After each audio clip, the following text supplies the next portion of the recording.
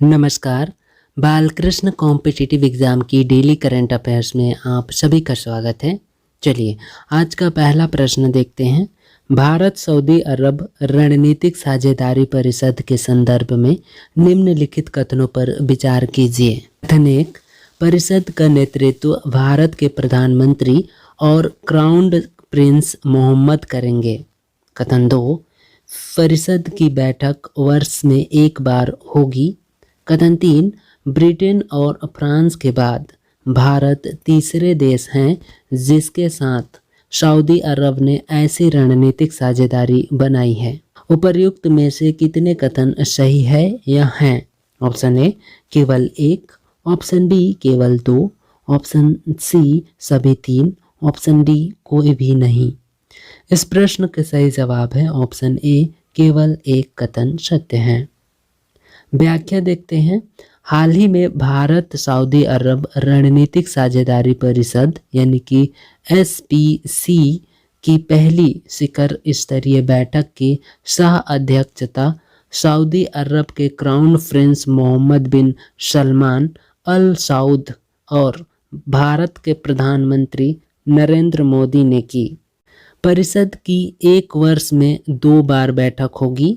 Britain, France और चीन के बाद भारत चौथा देश है जिसके साथ सऊदी अरब ने ऐसी रणनीतिक साझेदारी बनाई है।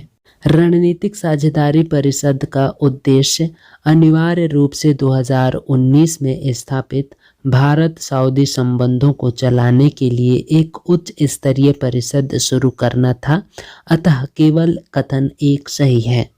अगला प्रश्न है, वेरिसेला जोस्टर वायरस यानी कि VZV के संबंध में निम्नलिखित कथनों पर विचार कीजिए। कथन 1, वेरिसेला जोस्टर एक हर्पीस वायरस है जो चिकनगुनिया का कारण बनता है। कथन 2, वेरिसेला जोस्टर वायरस यानी कि VZV का क्लैड 9 वेरिएंट केवल भारत में पाया जाता है। कथन 3, मंकी पॉक्स रोग और वेरिसेला जोस्टर वायरस यानी कि VZV दोनों के लक्षण एक जैसे हैं। उपर्युक्त में से कितने कथन सही हैं या हैं? ऑप्शन ए केवल 1, ऑप्शन बी केवल 2, ऑप्शन सी सभी 3, ऑप्शन डी कोई भी नहीं। इस प्रश्न का सही जवाब है ऑप्शन डी कोई भी नहीं, यानी कि तीनों कथन असत्य। व्याख्या देखते हैं।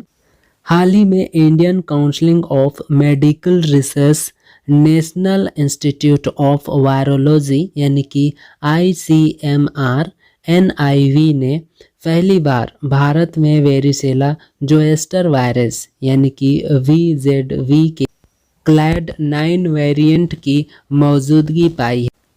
वेरिसेला जोस्टर एक हार्पी वायरस है जो चिकनगुनिया का कारण बनता है, जो बचपन में होने वाली एक आम बीमारी है, अतः कथन 1 सही नहीं है। हर्पीस सिम्प्लेक्स वायरस यानी कि HSV एक वायरस है जो संक्रमण का कारण बनता है, जो बहुत संक्रमण है।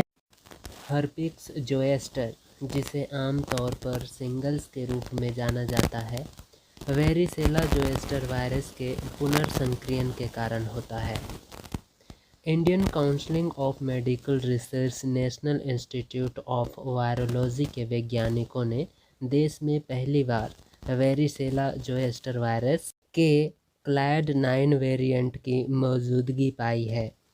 क्लैड 9 जर्मनी, UK और USA जैसे देशों में प्रचलन में सबसे आम प्रकार के हैं, अतः कथन 2 सही नहीं है।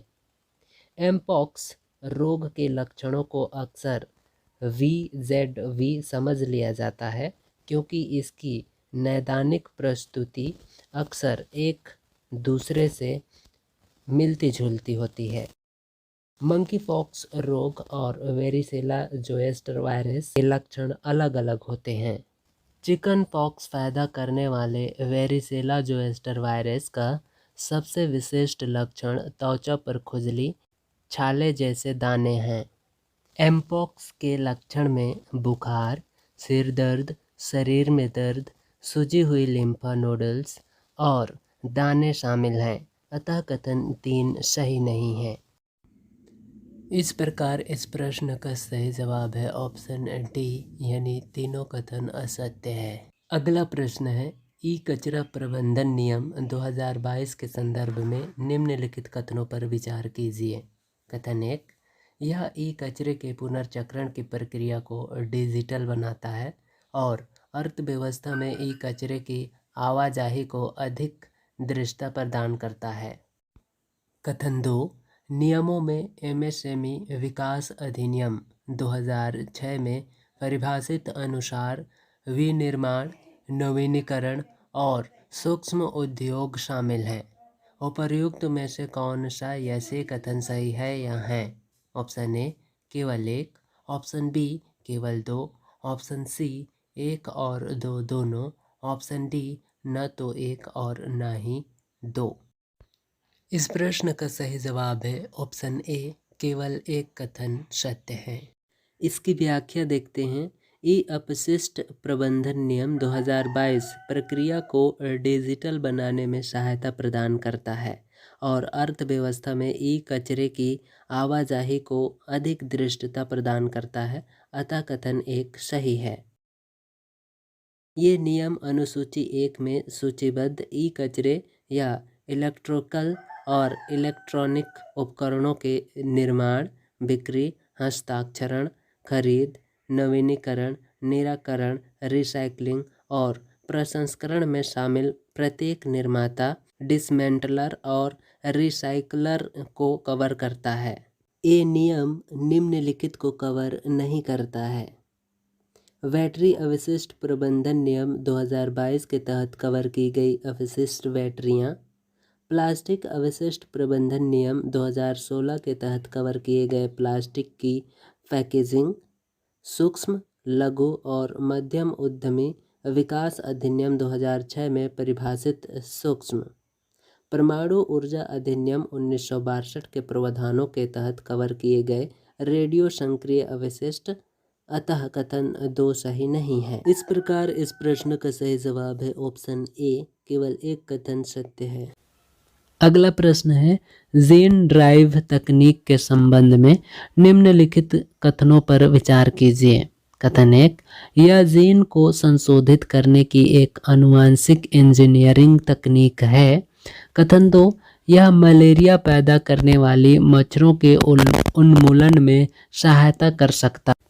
उपर्युक्त दिए गए कथनों में से कौन सा या से सही है या है? ऑप्शन ए केवल 1, ऑप्शन बी केवल 2, ऑप्शन सी 1 और 2 दोनों, ऑप्शन डी न तो 1 और न ही 2।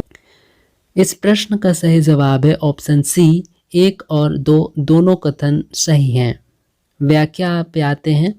मच्छरों को आनुवांशिक रूप से बदलने के लिए भारत, ब्राजील और पनामा में लेकिन नियंत्रित वातावरण में जीन ड्राइव तकनीक का उपयोग किया गया है। जीन ड्राइव एक आनुवांशिक इंजीनियरिंग उपकरण है जिसका उपयोग जीन को संशोधित करने के लिए किया जाता है। इस विधि का उपयोग मलेरिया पैदा करने वाले मच्छरों जैसे कीट प्रजातियों को प्रभावी ढंग से खत्म करने के लिए किया जा सकता है। इस रणनीति का उपयोग करते हुए मच्छरों को मेंडेलियन आनुवांशिकी कानून के अनुसार विरासत में मिलने के बजाय कुछ जीन विरासत में मिलेंगे। इस मामले में एक प्रोटीन मच्छर के डीएनए को ऐसा स्थान पर तोड़ देता है जो जीनोम में एक विशिष्ट अनुक्रम को एनकोड नहीं करते हैं। एक कोशिका में एक प्राकृतिक मरम्मत तंत्र को ट्रिगर करता है जिसमें डीएनए होता है जो कोशिका को क्षतिग्रस्त खंड में ड्राइव अनुक्रम के रूप में जाना जाने वाली अनुक्रम डालने के लिए मजबूर करता है। अतः दोनों कथन सही हैं। इस प्रकार इस प्रश्न का सही जवाब है ऑप्शन सी, 1 और 2 दोनों कथन सत्य हैं। अगला प्रश्न है डिजिटल मार्केट एक्ट यानी कि डीएमए हाल ही में निम्नलिखित में से किस संगठन द्वारा तैयार किया गया है? ऑप्शन ए विश्व आर्थिक मंच, ऑप्शन बी यूरोपीय संघ, option C G20, option D ASEAN. इस प्रश्न का सही जवाब है ऑप्शन बी यूरोपीय संघ। व्याख्या देखते हैं। यूरोपीय आयोग ने हाल ही में डिजिटल मार्केट एक्ट यानी कि डीएमए के तहत 6 इंटरनेट दिग्गजों को द्वारपाल के रूप में वर्गीकृत किया है। Alphabet, Amazon, Apple, wide dance, Meta और माइक्रोसॉफ्ट। यह एक गेम चेंजिंग यूरोपीय कानून है जिसका उद्देश्य ग्राहकों को सामग्री, सामान और सेवाओं से जोड़ने वाले विशाल इंटरनेट प्लेटफार्मों को अपने बाजार अनुभव का दुरुपयोग करने से रोकना है। अतः विकल्प बी सही है। इस प्रकार इस प्रश्न का सही जवाब है ऑप्शन बी यूरोपीय संघ। आज की डेली करंट अफेयर्स यहीं समाप्त होता है। आपको हमारी यह प्रोग्राम कैसे लगी नीचे कमेंट बॉक्स में ज़रूर कमेंट कीजिए। आप यदि इस सभी कंटेंट के पीडीएफ चाहते हैं तो आप हमारे Telegram channel Balkrishna competitive exam पे ज़रूर जुड़िए। नीचे डिस्क्रिप्शन पे लिंक है। इसके अलावा वीडियो के डिस्क्रिप्शन से भी इसकी पीडीएफ डाउनलोड कर सकते हैं।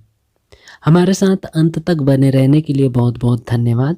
अगले सेशंस पे आपसे फिर मुलाकात होगी। तब तक के लिए स्वस्थ रहें, मस्त रहें और पढ़ते रहें। जय श्री कृष्ण।